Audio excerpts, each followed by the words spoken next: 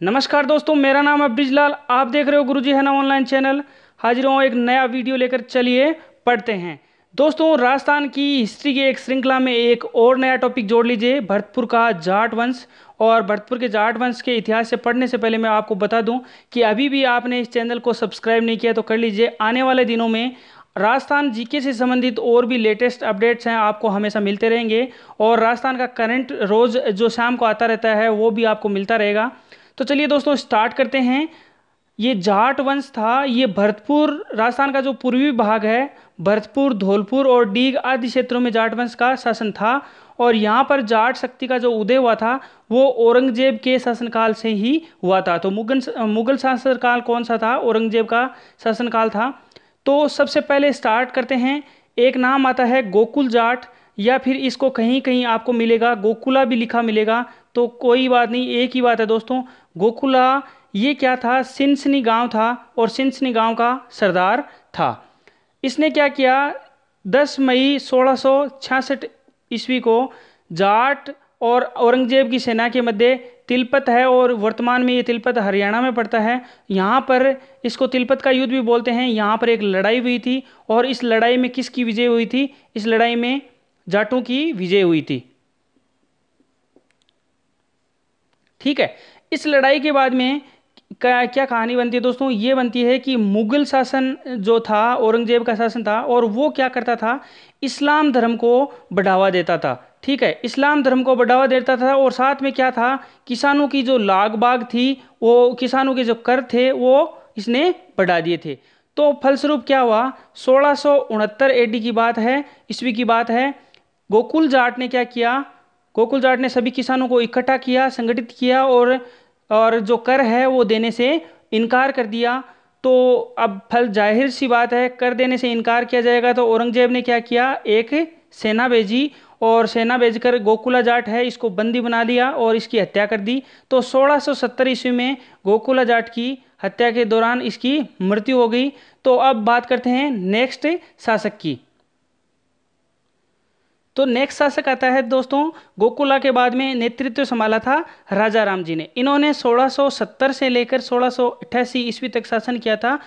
और ये एक जो शुरुआत दी थी गोकुला जाट ने जो बलिदान दिया था मुगल शासन के खात्मे की, ये शुरुआत मानी जाती है। तो इन्होंने, राजा राम जी ने यहाँ पर नेतृत्व संभाला। और इनके शासनकाल में एक बेहतरीन घटना घटित हुई थी। इन्होंने जो अकबर का मकबरा है, और अकबर का मकबरा कहाँ पर है? सिकंदरा। तो सिकंदरा में क्या किया? अकबर के मकबरे को इन्होंने खोद डाला, और खोदने के बाद में उसमें जो हड्डियां निकली, और हड्डियों को क्या किया? इन्होंने जला दिया।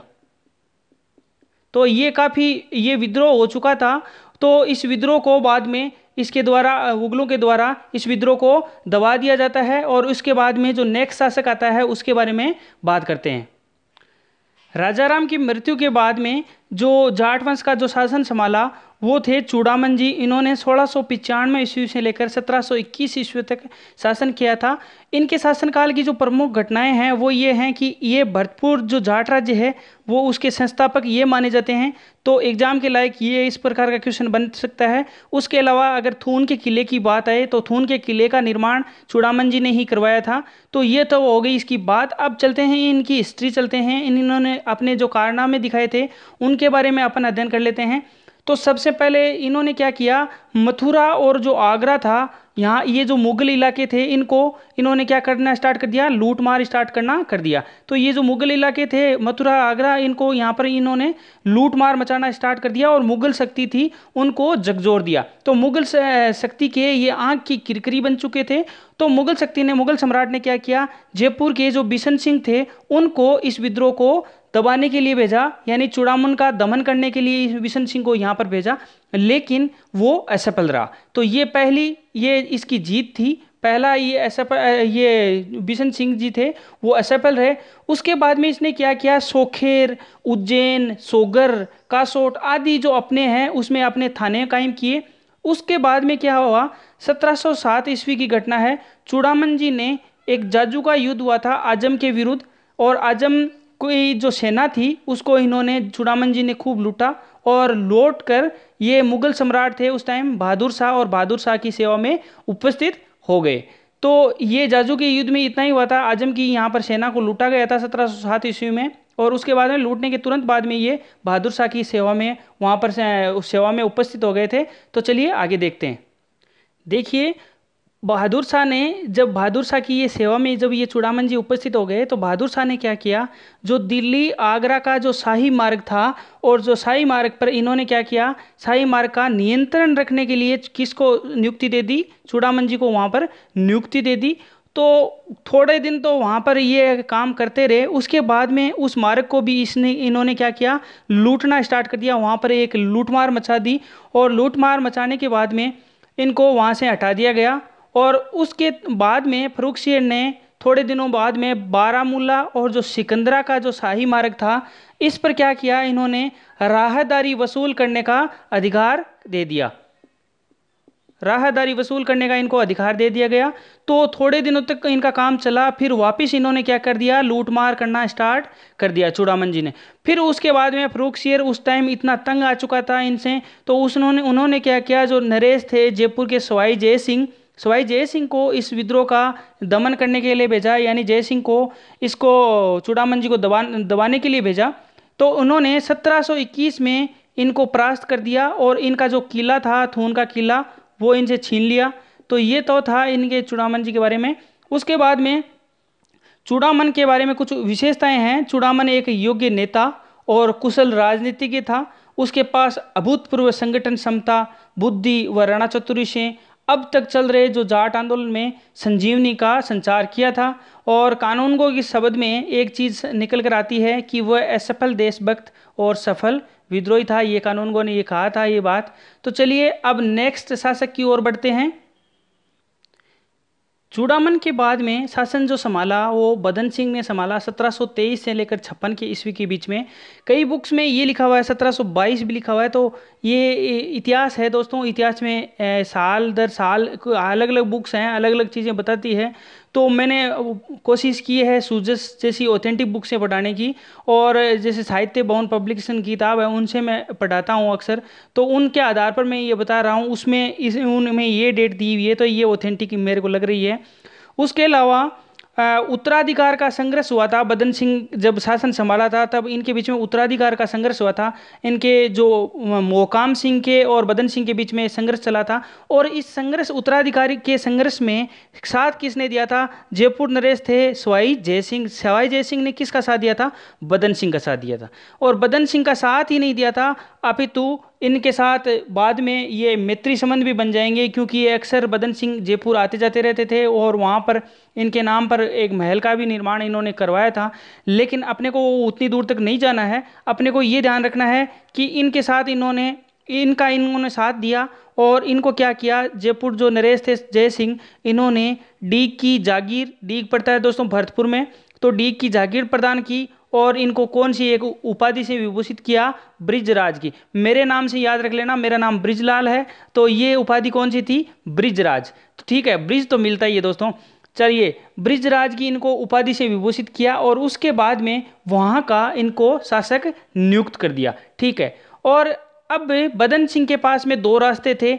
एक तो वो रास्ता था जो पुराने टाइम में थून के किले की ओर ले जाता था, और एक था जिसने डीग की जागीर प्रदान करती थी, तो दूसरा रास्ता चुनने की। तो इन्होंने दोस्तों हमेशा की तरह ही इन्होंने अपना जो दूसरा रास्ता है वही चुना, और इन्होंने क्या किया, डीग को अपनी राजधानी बनाया। ठीक है, और डीग के किले का निर्माण इन्होंने किया। तो बदन सिंह ने डीग में एक किले का निर्माण किया। उसके अलावा इन्होंने कुम्हेर और वेर, ये एक तो डीग का किला हो गया, कुम्हेर और वेर, इन किलों का निर्माण भी इन्होंने किया था। ठीक है, और भरतपुर का जो किला बनेगा, जो सूरजमल के द्वारा बनाया जाएगा भरतपुर का किला, तो वो इन्हीं के शासनकाल में स्टार्ट हो गया था। तो मैं इन जो डीग का किला है, बेर का किला है और भरतपुर का किला है, इनके बारे में थोड़ा सा समराइज व्यू आपको दूंगा। उससे पहले थोड़ी सी और बातें जान लेते हैं बदन सिंह और जय सिंह के बारे में। तो चलिए पढ़ते हैं।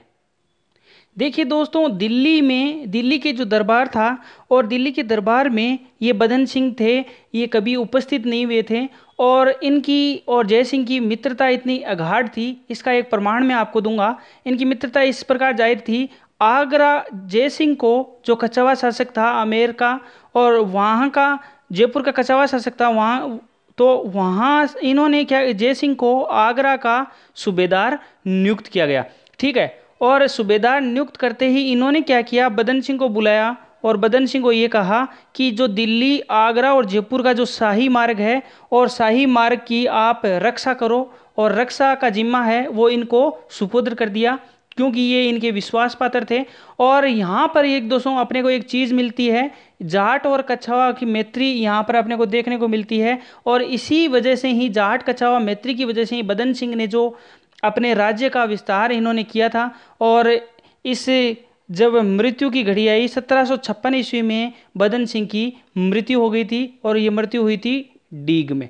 ठीक है, तो ये था बदन सिंह के बारे में। और अब बदन सिंह के द्वारा निर्मित किलों के बारे में थोड़ा सा हम अध्ययन करेंगे। वैसे तो मैंने किले का जो टॉपिक है वो पढ़ा दिया है, अगर आपने अभी तक नहीं देखा है तो मैंने किले के कम से कम 11 या 12 वीडियो बनाए हैं किलों के, राजस्थान से संबंधित, तो आप वहाँ जाकर सेपरेटली भी देख सकते हो। लेकिन यहाँ मैं थोड़ा सा ले रहा हूँ, क्योंकि ये आगे की जो जाट वंश का इतिहास है उसके कनेक्शन को जोड़ेगा भरतपुर का किला, इसलिए मैं ले रहा हूँ।